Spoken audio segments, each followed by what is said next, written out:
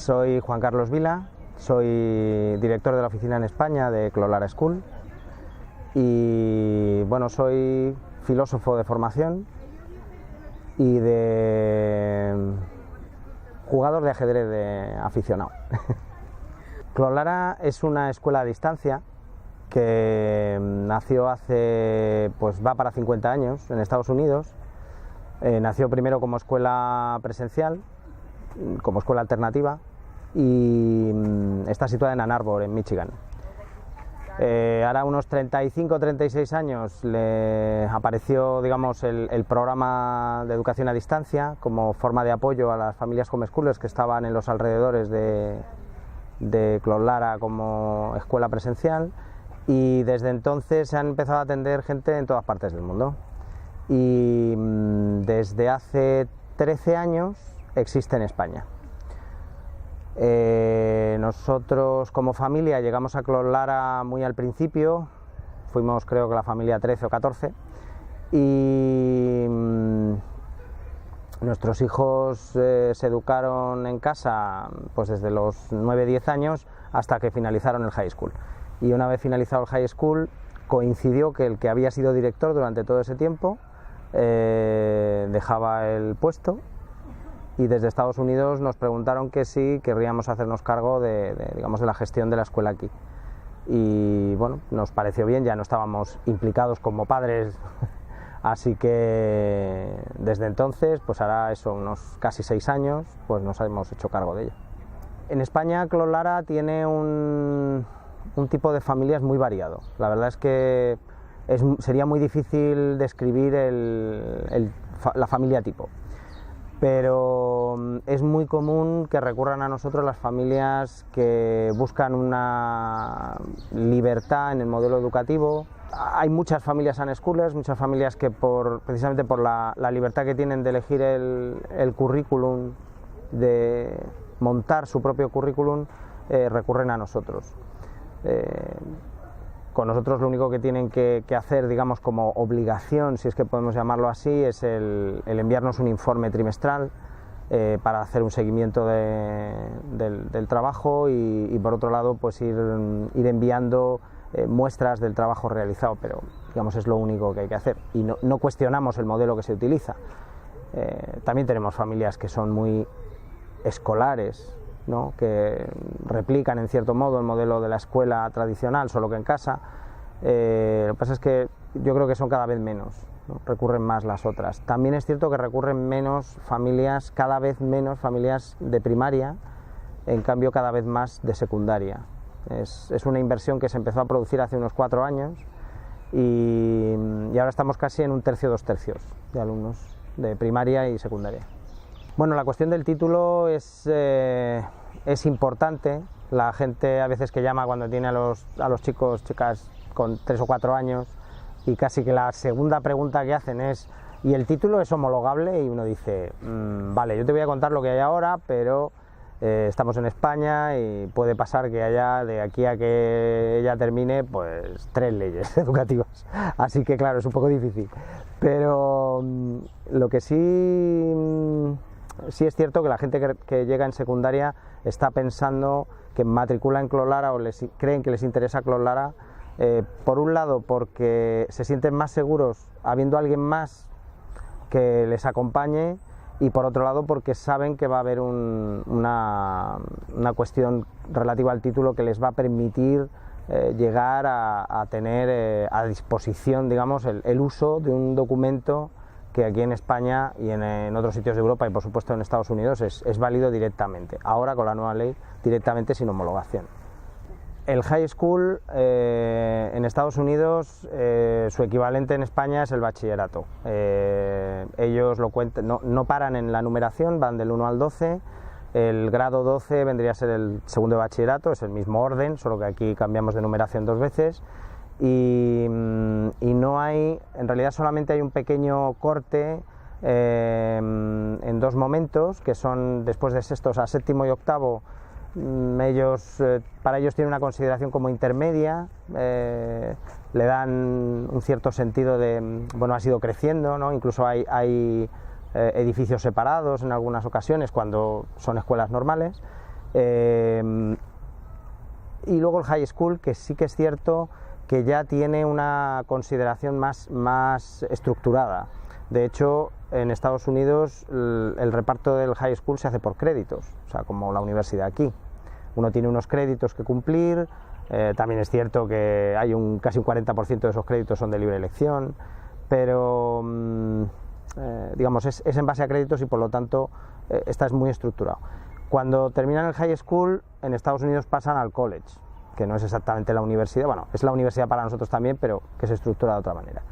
Y aquí en España su equivalente es el bachillerato. Entonces, con la nueva ley, al desaparecer la selectividad, se introdujo una disposición adicional, la 33, en la cual se prevé que todos los alumnos que provienen de estudios en el extranjero, bien sea de países europeos, o sea, dentro de lo que sería Bolonia, o de los países que tienen acuerdo de reciprocidad, que son Estados Unidos, Canadá, China, algunos más, todos esos países, esos documentos los alumnos los van a poder presentar directamente.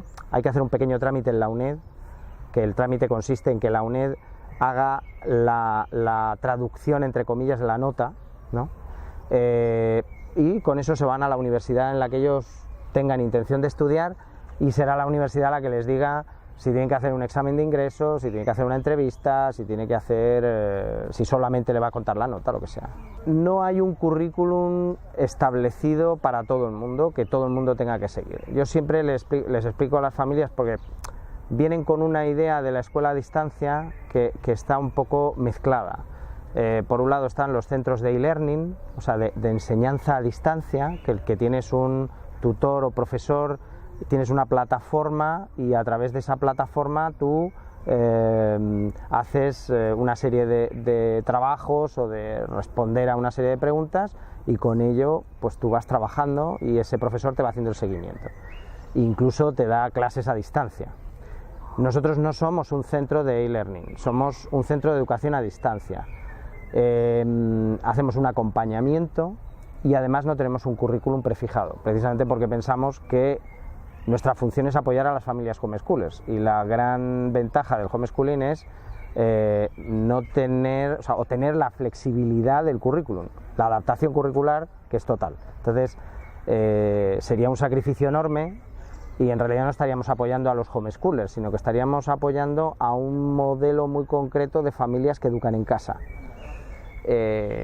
Y nosotros, bueno, pues lo que hacemos es dar la flexibilidad a la gente para que pueda adaptar su currículum a las necesidades que tenga, y tanto de necesidades especiales como de necesidades concretas. Digamos que tenga, pues sea un chico que hace algún deporte de alto nivel, ¿no? O a una chica que se dedica con más especialización a la música. Eso es indistinto. La cuestión es que se les pueda adaptar el currículum y de esa manera puedan hacer, digamos, unos estudios más adaptados a su realidad y que además les sean más interesantes. Claro. Hay dos niveles en los cuales se puede diferenciar el tema del currículum. Uno es para primaria, donde, bueno, la mayor parte termina trabajando en realidad, aunque no lo sepan, muchas veces están trabajando por proyectos. Entonces, ese trabajo por proyectos, en realidad, bueno, ellos ya están montando su propio currículum sin darse cuenta, ¿no? Entonces, ese trabajo es un trabajo que se va dando en las familias, y que la persona que está en la asesoría educativa de Clos Lara lo que hace es hacer el seguimiento, el acompañamiento para resolver las dudas, apoyar en las cosas que podamos nosotros ver que a lo mejor no son, pues que a lo mejor se está desviando en algo o alguna cosa. Ahora estoy intentando recordar, no me acuerdo yo del caso, pero la cuestión cambia cuando pasamos del 9º grado, digamos, cuando entramos en lo que sería el 3º de la ESO de aquí, el principio del high school. ¿Por qué? Pues porque, como te decía antes, hay una estructura de créditos, hay unos mínimos, unos requisitos mínimos que tanto la administración norteamericana como la española esperan de alguien que termina el bachillerato. Entonces hay que atender a esos mínimos, que no se nos escapen, ¿no? Hay que tener claro para que estén presentes en el currículum. Estoy hablando de que en Estados Unidos piden un mínimo de créditos en matemáticas, un mínimo de créditos en la lengua materna, que también coincide en España en este caso. El seguimiento que nosotros hacemos es en castellano. Clolara tiene en este momento 4 oficinas en el mundo. Tiene la central, que está en Ann Arbor, tiene la española, que es la siguiente en edad, y después están la alemana y la húngara, que son las más recientes. La diferencia entre todas, porque todos los alumnos están matriculados en el mismo sitio, pero la diferencia es la atención y la forma de comunicación de las familias con esa oficina. Si uno está matriculado directamente en la oficina norteamericana, todo va a ser en inglés. Con nosotros es en castellano, en catalán incluso, porque una de nuestras asesoras maneja el catalán.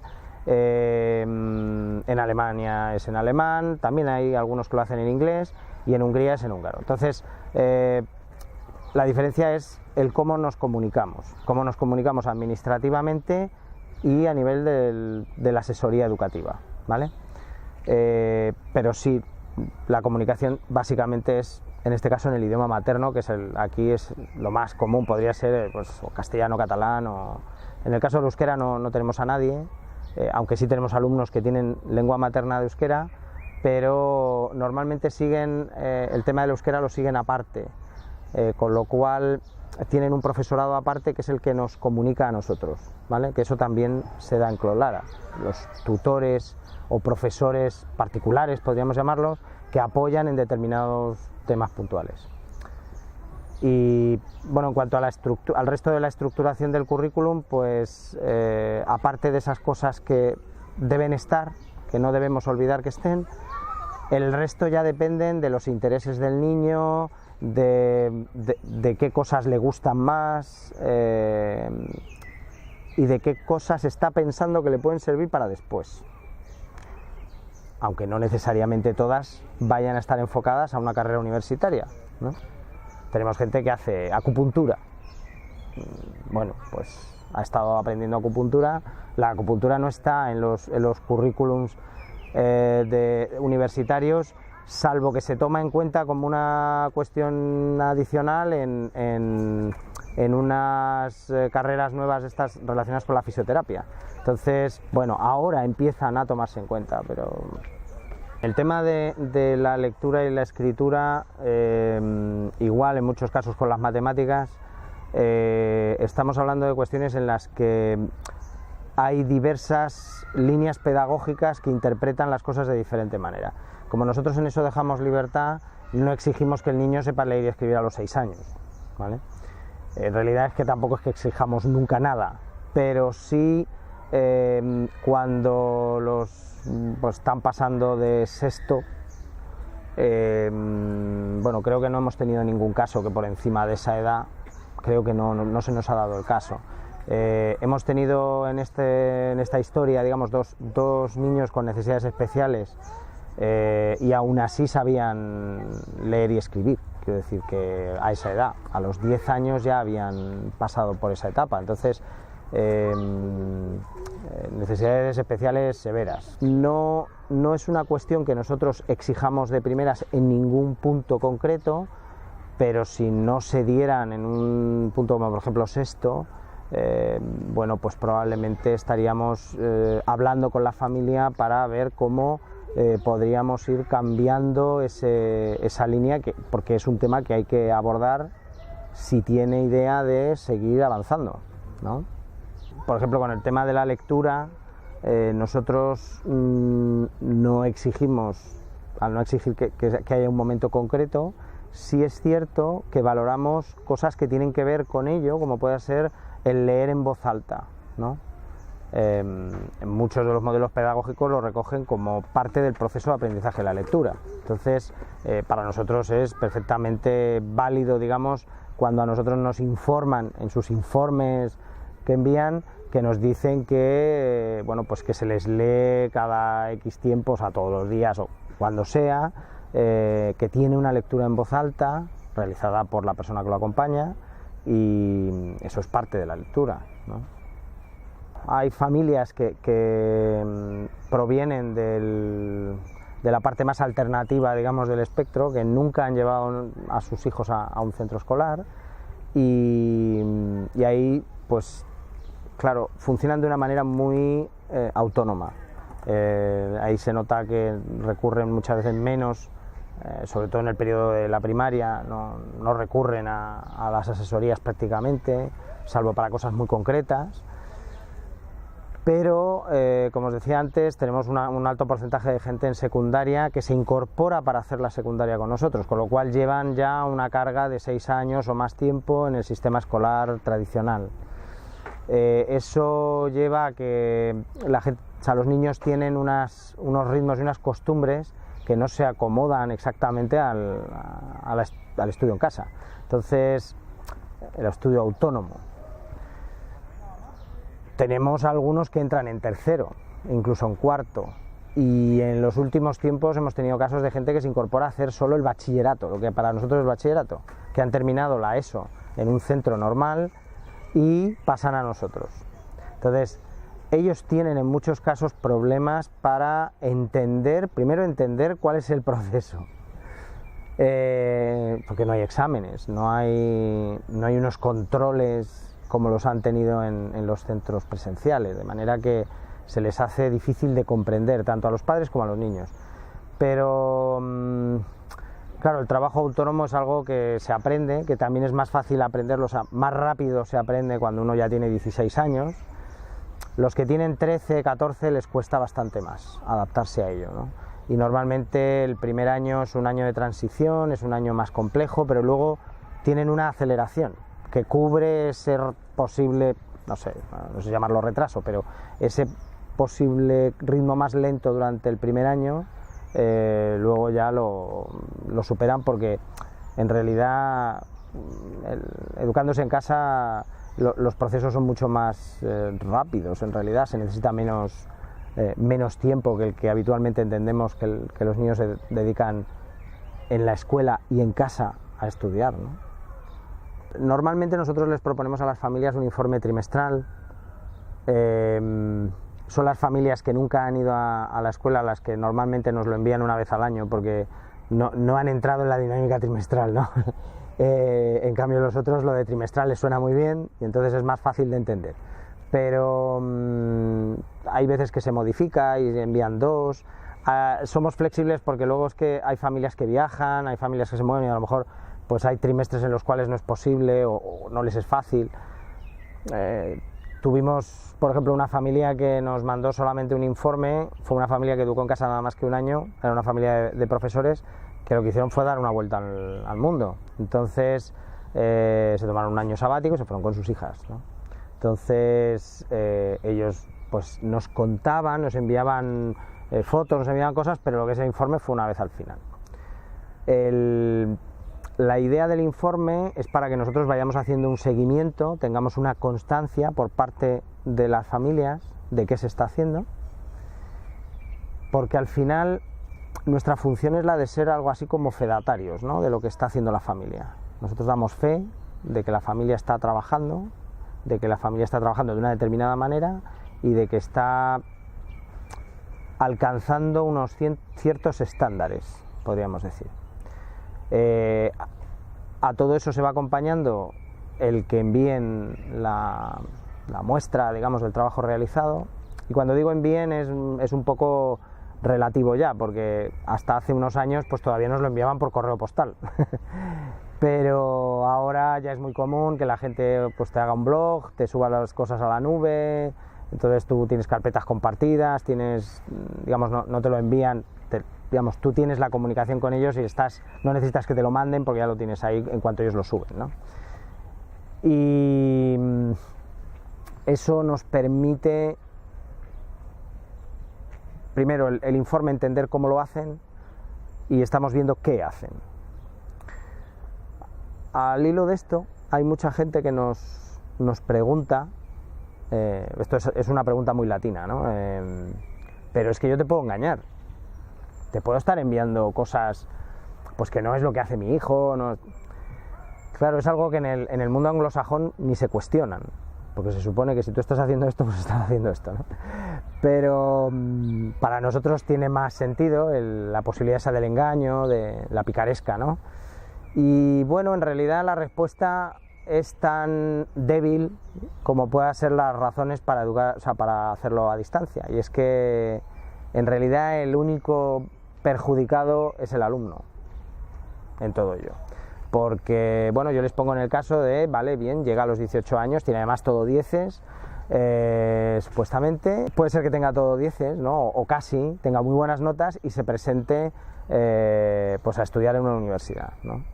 Si se ha estado mintiendo realmente, cuando digo mentir, quiero decir que es absolutamente falso, o sea, que el niño no tiene, a lo mejor, no tiene un nivel de segundo de la ESO, pongamos, ¿no? Pues el batacazo que se va a llevar va a ser espantoso, ¿no? Entonces, es el mal que habrían estado procurando los padres. El chico con 16 años ya es lo suficientemente adulto como para darse cuenta de que eso no es cierto. Sería una cuestión realmente perversa, ¿no? A nosotros no se nos ha dado el caso, ¿vale? Pero hay gente que se lo cuestiona. Y claro, es cierto, he hablado de 10. Y si ponemos, hay unas calificaciones. Yo a las familias les digo, nuestra función administrativa es la de certificar que están matriculados en una escuela, la de hacer el seguimiento y al final del curso emitimos una certificación. Y esa certificación tiene unas calificaciones, pero son calificaciones que no pretenden calificar al alumno. Son una traducción, además son unos números, unas cifras en las cuales nos ponemos de acuerdo. En la mayor parte de los casos, incluido la niña o el niño, ¿no? Entonces, ¿por qué? Pues porque nuestra intención es hacer una traducción del trabajo que se hace al idioma comprensible de la administración para el caso en que lo pida. Esto hasta el momento en que se considera escolarización obligatoria en España. Pero cuando terminan, sobre todo lo que es el periodo del high school, es porque existe la necesidad de que la administración norteamericana, ¿no? Esto es algo que en CLOLAR Estados Unidos también tienen que hacer, porque la administración norteamericana tiene que entender qué es lo que han estado haciendo. Y ellos no entienden el portafolio, o sea, si tú les presentas el portafolio, ellos no van a entender, no es un idioma que ellos comprendan. Lo que comprenden son números o letras, en el caso de los americanos, ¿vale? Eso es lo que hacemos, por eso, claro, puede llevar 10, ¿no? El concepto de portafolio está cambiando no como concepto general, sino como forma de presentación, ¿no? Hasta no hace mucho el portafolio era eso, físicamente una carpeta o muchas carpetas en las cuales uno agrupaba visitas a museos, tenía redacciones, fotos, imágenes de experimentos que se han llevado a cabo o el producto del experimento, ¿no? Una hoja quemada. Era un conjunto de resultados de las actividades hechas en casa o fuera. Ahora eso ha cambiado un poco porque ya lo del portafolio no es físico en muchos casos, es muy virtual, es una carpeta en un ordenador donde se agrupan fotografías, imágenes de lo que se ha estado trabajando, fotos de la visita al museo también, ¿no? La imagen escaneada de la entrada y ese tipo de cosas, ¿no? El portafolio puede ser una cosa mixta, ¿no? Mixta en el sentido de que puede ser muy académico, en el sentido estándar de lo académico, o puede ser algo que hasta ahora pues es lo que calificamos como cosas adicionales o extraordinarias que llevamos a cabo, ¿no? Y esas cosas pueden ser desde cocinar hasta jugar al fútbol, o las responsabilidades que un hijo o una hija pueden adquirir en una casa, ¿no? En una casa, perdón. Claro, es que el concepto casa para mí es siempre más amplio, ¿no? Quizás porque estoy pensando en el home inglés, pero en la vida diaria. ¿Cómo eso tiene alguna expresión al final del proceso? Para nosotros sí. ¿Cómo lo reflejamos? Pues porque en Estados Unidos, por ejemplo, para la graduación, o sea, para acabar el high school, hay una serie de cuestiones que se toman en cuenta. Y son, pues se toma en cuenta si uno ha trabajado, si uno ha hecho lo que aquí llamamos voluntariado, que ellos le llaman community service, que es un concepto más amplio que el de voluntariado de aquí, porque barrerle las hojas al vecino o quitarle la nieve, en el caso de Ann Arbor son cosas comunes, aquí es menos, son parte de eso, ¿no? Pero también el haber colaborado en ser voluntario dando clases a niños pequeños que pues en el deporte que tú practicas y dándole clases a los más pequeños, pero lo haces voluntariamente, o sea, lo haces sin cobrar. Y nosotros, para graduarse, tienen que tener 180 horas certificadas de esos community service, es un requisito más. Pero también, por ejemplo, les hemos ido pidiendo unas listas de lecturas que se les haga en voz alta o de lecturas que hagan, pero cuando llegan al high school esa lista de lecturas tiene que estar algo comentada, ¿no? Y además tiene que ser variada, no sirve que sean todo novelas o solo ciencia ficción o solo cómic, ¿no? Les pedimos que tengan una variedad, porque esperamos que hayan tenido, digamos, llegada a un espectro más amplio de lecturas.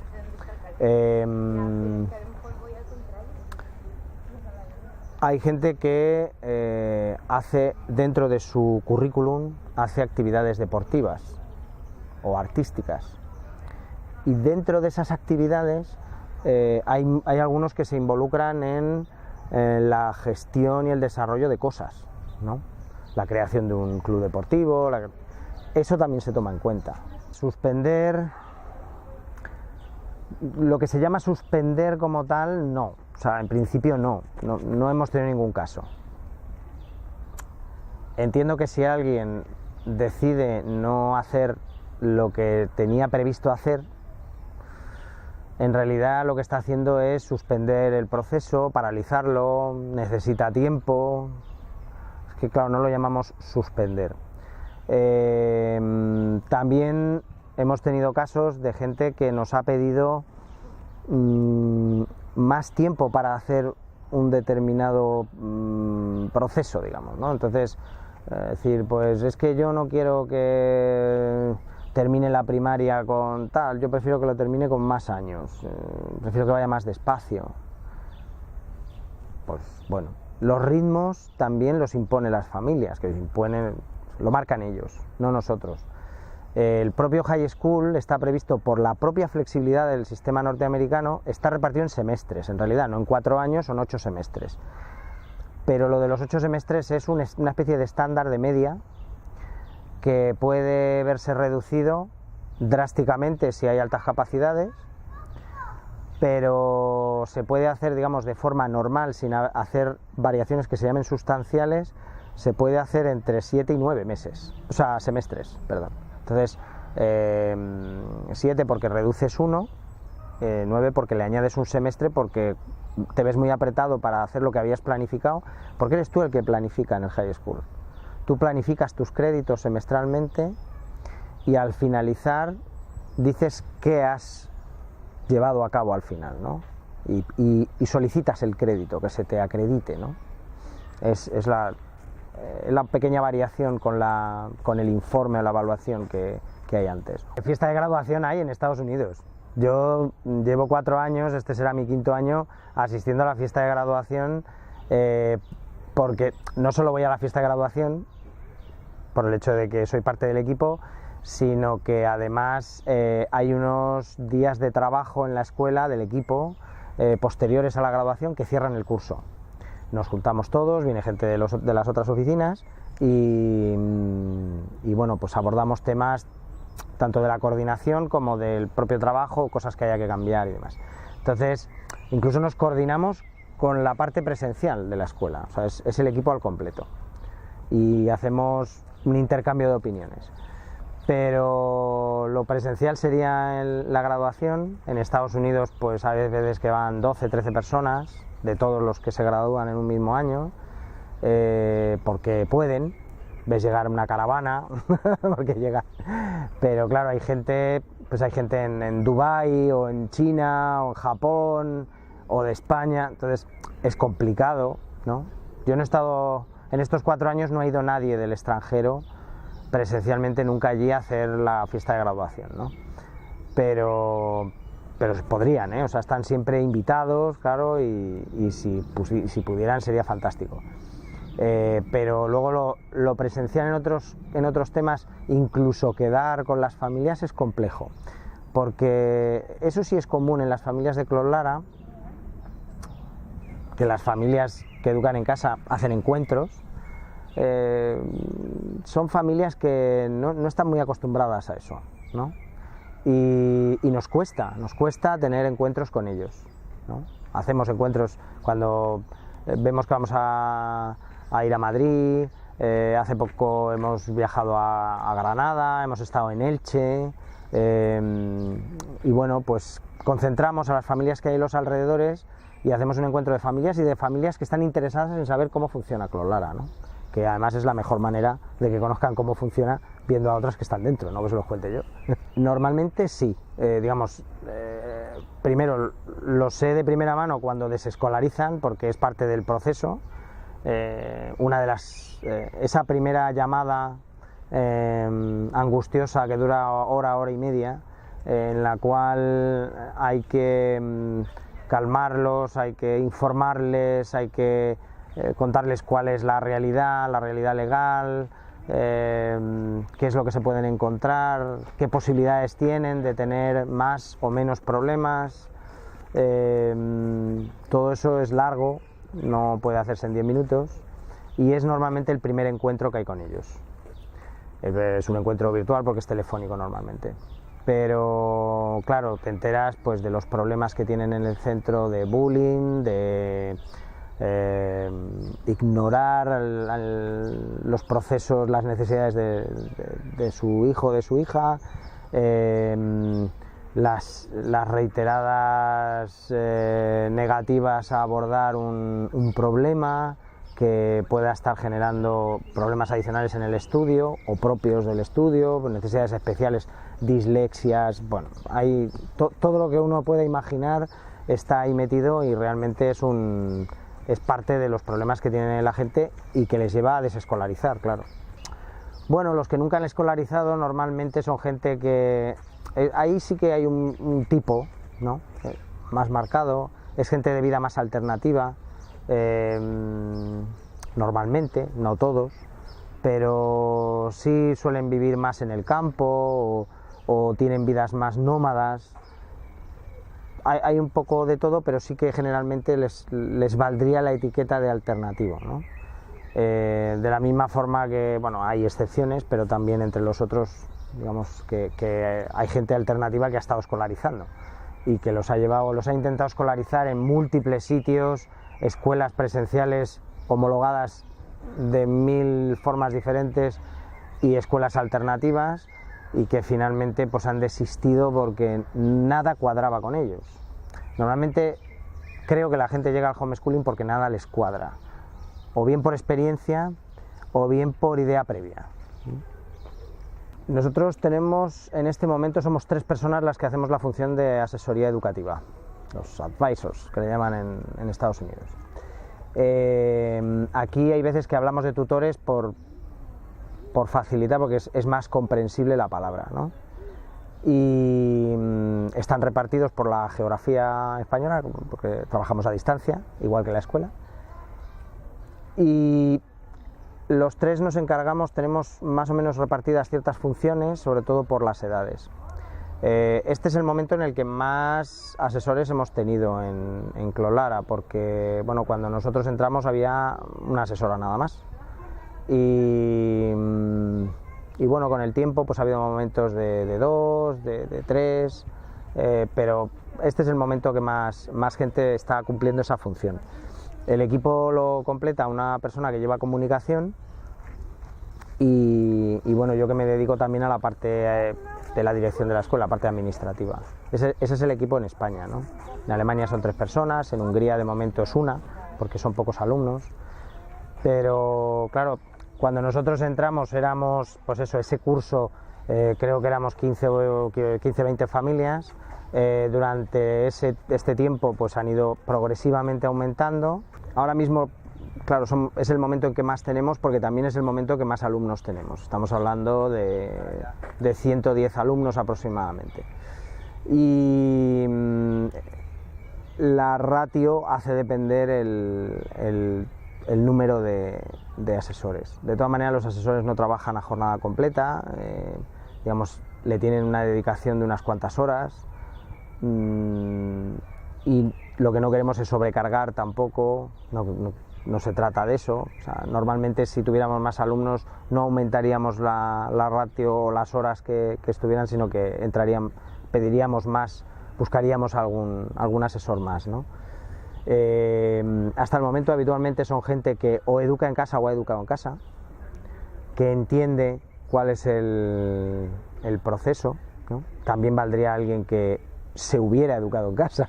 Ya, a estas alturas ya podemos pensar en eso, ¿no? Hasta ahora en España era imposible porque no había gente que se hubiera educado en casa y que tuviera la edad. Ahora podemos decir que ya las hay, ¿no? ¿Qué requisitos se necesitarían para ser asesor?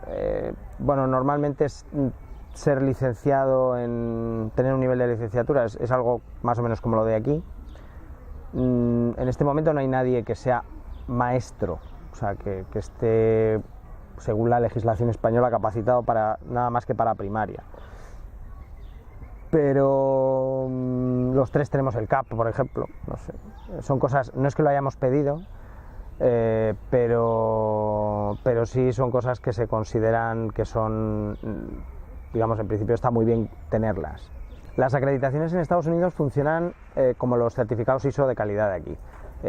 Hay una acreditadora, una empresa que se dedica a hacerte una auditoría de calidad educativa en el centro.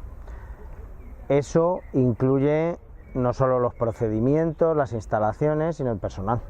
Entonces, nuestros asesores aquí en España entran dentro de los procesos de calidad de revisión en Estados Unidos. De hecho, acabamos de cambiar de acreditadora, fundamentalmente porque la que estaba acreditándonos hasta ahora, que era Advanced, que es probablemente de las más conocidas, incluso hay algunas escuelas en España que tienen la acreditación de Advanced, escuelas normalmente privadas que buscan, pues eso, aumentar su nivel de calidad, ¿no? Ahora estamos usando dos acreditadoras distintas que nos acreditan dos niveles diferentes de funcionamiento, uno el presencial y otro el de a distancia, ¿no? Hay acreditadoras que se han ido especializando porque hay varios centros a distancia en Estados Unidos, y esas acreditaciones son las que precisamente garantizan que la titulación es válida en el exterior. Hay acreditaciones que son de rango estatal, o sea, quiero decir, estado a estado, y hay otras de rango federal o zonal, porque ellos tienen 2 o 3 zonas repartidas, ¿no? Costa este, costa oeste. El hecho de tener una acreditación estatal no permite la homologación en el exterior, ¿no? De hecho, en España ha habido ese tipo de casos. En el caso nuestro, al ser acreditaciones de rango federal, no hemos tenido problemas con ello. Tenemos casos en Clolara de gente que es más llamativa porque se dedica a cosas más artísticas, ¿no?, que suelen llamar más la atención. Tenemos a una directora de cine, Jezabel, que, bueno, ella ya tiene varios premios como directora de cortos y como compositora de música de cortometraje. Entonces ella terminó con nosotros el high school, después hizo su carrera como actriz y directora, y bueno, pues se lanzó a la práctica de esos estudios, ¿no? Hay gente que está estudiando. La mayor parte de los casos en este momento están en el proceso de carreras, que pues hay un poco de todo, porque tenemos gente estudiando medicina, alguna ingeniería, ese tipo de cosas. Pero luego también tenemos gente que ha decidido no dedicarse a nada de estudios superiores, que ha terminado el bachillerato y ha decidido pues dedicarse a a buscar su hueco en el mundo, pues como hace todo el mundo, ¿no? Hoy por hoy sobre todo.